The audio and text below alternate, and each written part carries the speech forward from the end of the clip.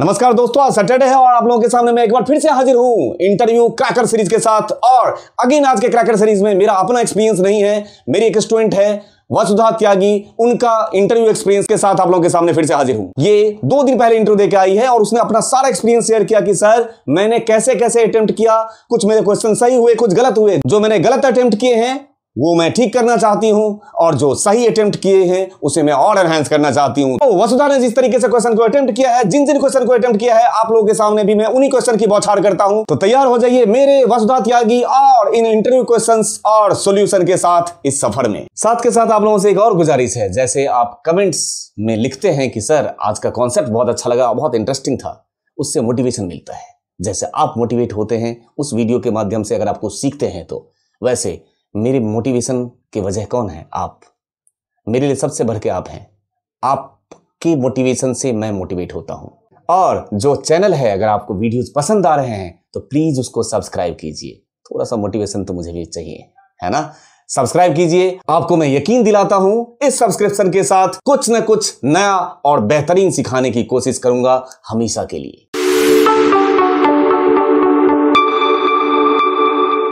सबसे पहले वसुधा ने जैसे क्वेश्चन को अटेम्प्ट किया था वो बताने से पहले, मतलब मैं उनके बिहाफ पे मैं कर रहा हूं, लेकिन ये मत समझना कि मैं कर रहा हूं, ये वही कर रही है, उनके बिहाफ पे मैं कर रहा हूं। जिस तरीके से उसने एक्सप्लेन किया मुझे कि सर मैंने ये क्वेश्चन ऐसे ऐसे अटेम्प्ट किया था, मैं अपने सॉल्यूशन अभी नहीं कर रहा हूं। स्टार्ट करने से पहले मैं उनकी एक समस्या बता देना चाहता हूं। शायद मुझे लगता है कि आप में से भी कुछ लोगों की ये समस्या या ज्यादा लोगों की समस्या ये होती है। उनकी एक समस्या ये है कि क्वेश्चन आता रहे तब भी ऐसा महसूस होता रहता है कि ये क्वेश्चन का आंसर मुझे नहीं आता है। मतलब अगर आप पूछो, जैसे मेरी स्टूडेंट है वो, अगर मैं उससे कोई सवाल करता हूं तो सवाल मैंने किया, मुझे पता है कि उसको आता है, उसे भी पता है उसे आ रहा है, लेकिन उनकी एक समस्या ये है कि सर मुझे ये आता है, या तो ये रिप्लाई होगा या दूसरा रिप्लाई क्या होगा बताता हूं। मुझे ऐसा लगता है कि सर इसका आंसर तो ये होना चाहिए। ये लगना कहां से आया पहले तो बताइए। आप लोग लगता है कि कहीं इंटरव्यू देने के लिए जाओगे तो आप उनसे बोलोगे सर मुझे ऐसा लगता है कि इसका आंसर ऐसे होना चाहिए। ये लगना या नहीं लगना, आना नहीं आना, सही है या नहीं है, ये आपको कमेंट में लिखना है कि जब ये इनका इंटरव्यू मैं खत्म करूंगा जिस तरीके से उन्होंने अटेम्प्ट किया, तो आप लोगों को बताना है इनका सिलेक्शन हुआ होगा या नहीं हुआ होगा।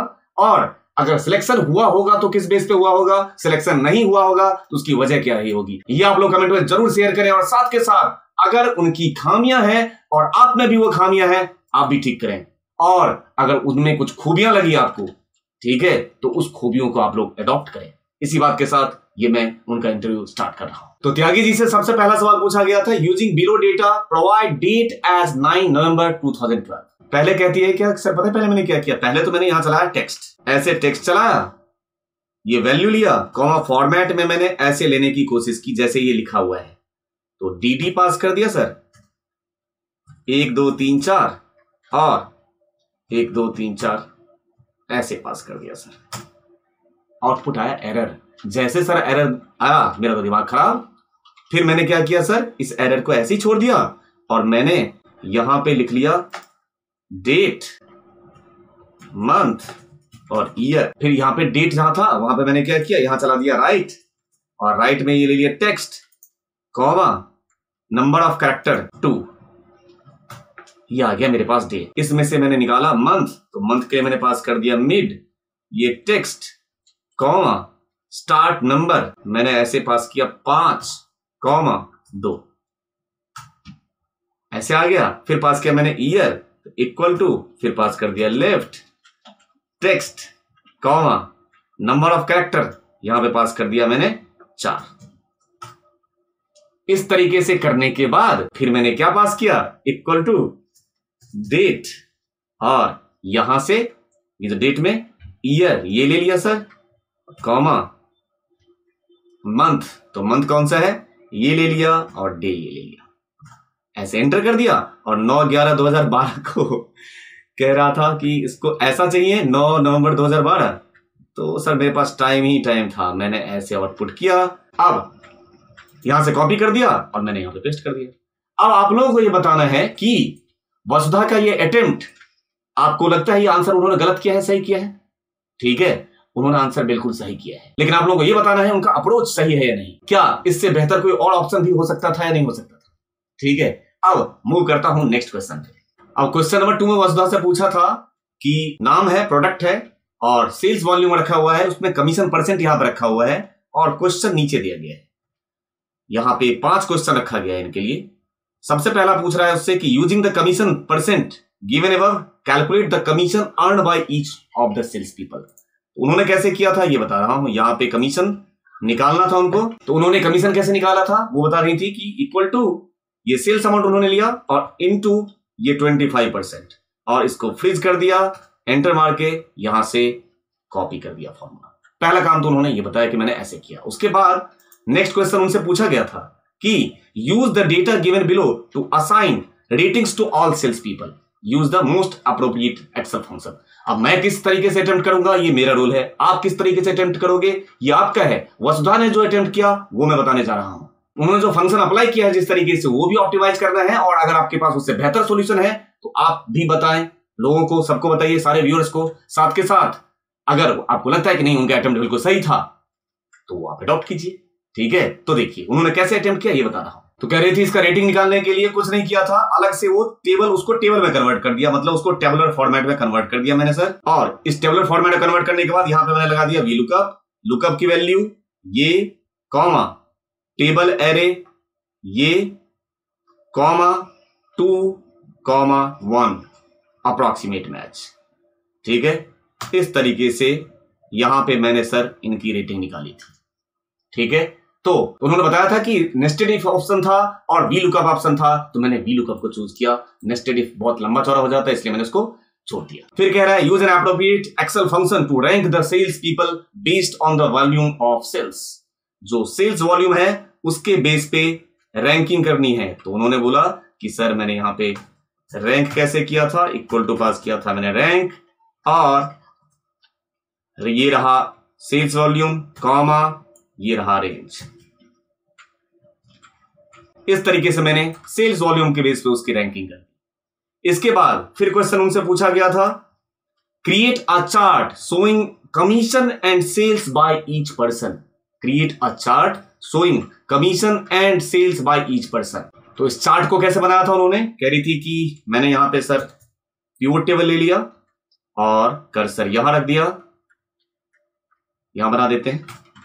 उसके बाद क्या किया उन्होंने, ये सेल्स पर्सन, ये है ना सेल्स पर्सन नेम, इसको उठा के रो में, सेल्स को उठा के वैल्यू में, और कमीशन को भी उठा के वैल्यू में। तो इस तरीके से उन्होंने सेल्स अमाउंट और सेल्स कमीशन को सेल्स रिप्रेजेंटेटिव वाइज शो किया था। अब इन्होंने सही किया है नहीं किया है वो आपको डिसाइड करना है। Create a pie chart showing product sale. यहां पे मेरा भी एक डॉट है। जब वो पूछ रहा था उनसे क्रिएट अ चार्ट तो उन्होंने पिवट चार्ट क्यों बनाया, ठीक है। अब इस क्वेश्चन का answer create a pie chart showing product sale. उन्होंने बताया कि मैंने सर कर्सर रखा है ब्लैंक जगह पे, इस पे गई और यहां से एक चार्ट ले लिया ब्लैंक, और फिर मैंने राइट क्लिक किया और यहां से जाके मैंने सेलेक्ट डेटा लिया, और उसमें डेटा में मैंने क्या सेलेक्ट किया, तो यहां से जाके रेंज ले लिया मैंने। किसका रेंज, तो सिर्फ और सिर्फ प्रोडक्ट का रेंज। ये प्रोडक्ट का मैंने रेंज ले लिया और ओके कर दिया था सर, ठीक है। ये चार्ट यहां नीचे बन के आ गया, और बन के आ जाने के बाद इसको डिलीट कर दिया गया और राइट क्लिक करके यहां पे ऐड डेटा लेवल्स, इस तरीके से हमने डेटा ऐड कर दिया। यहां पे राइट क्लिक किया, फॉर्मेट डेटा लेवल्स में जाके ये इसको इनसाइड एंड कर दिया। इस तरीके से बोल रही थी कि सर मैंने ये वाला क्वेश्चन अटेम्प्ट किया था, create a pie chart showing product cell.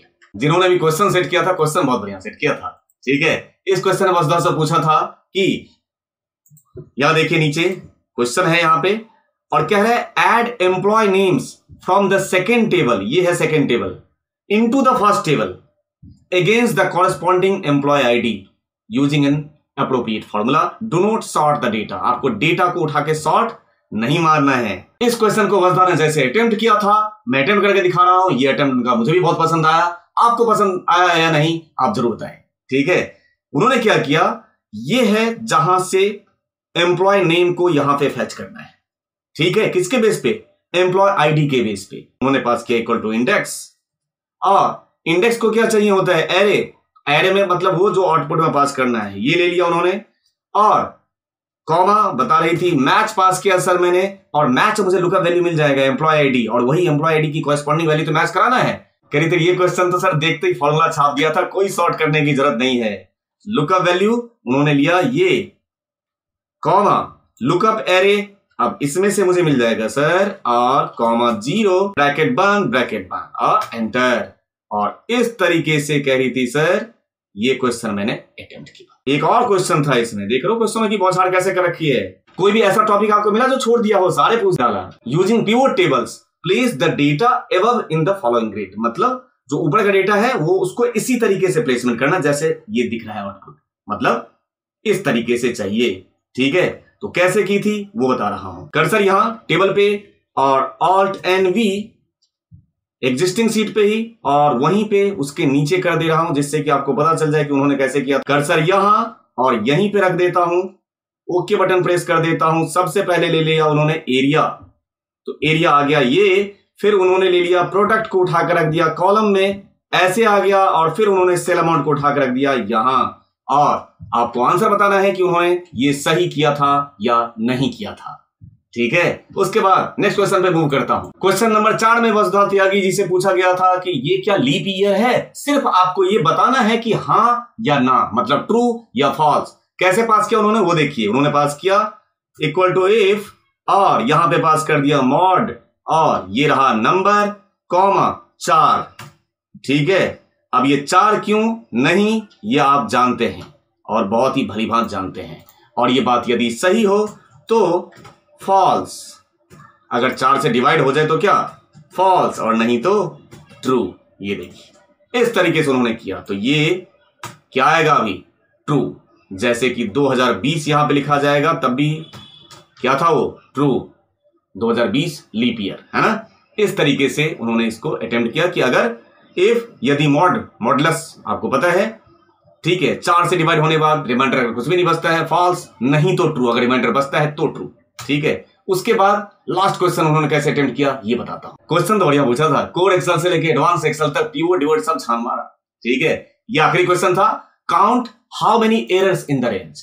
इस रेंज में उनको काउंट करना था कि कितने एरर हैं, तो उन्होंने कैसे पास किया वो बताता हूं। इक्वल टू सम प्रोडक्ट, ये तो मेरा भी फेवरेट है।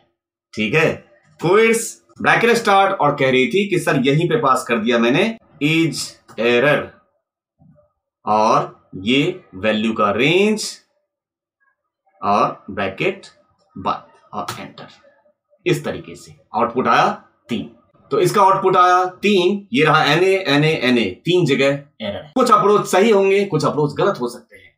ये सारी चीज आपको ऑप्टिमाइज करना है, और जो इसमें आपको जो बढ़िया लगा वो अडॉप्ट करना है, जो अच्छा नहीं लगा उसको छोड़ देना है। साथ के साथ आपको वसुधा को ये भी सजेस्ट करना है कि मैम आपने जिस तरीके से अटेम्प्ट किया था इसमें यहां ये खामियां थी और ये आपकी खूबियां थी। तो उम्मीद करता हूं इस तरीके के इंटरव्यू क्रैकर सीरीज से आप लोगों का नॉलेज एनहांस होता होगा, आप खुद को प्रिपेयर कर पा रहे होंगे अपने आने वाले अपकमिंग चैलेंजेस के लिए। तो अब आपसे मिलता हूं नेक्स्ट सैटरडे इसी तरीके के बेहतरीन इंटरव्यू ओरिएंटेड क्वेश्चन और सॉल्यूशन के साथ। Thank you.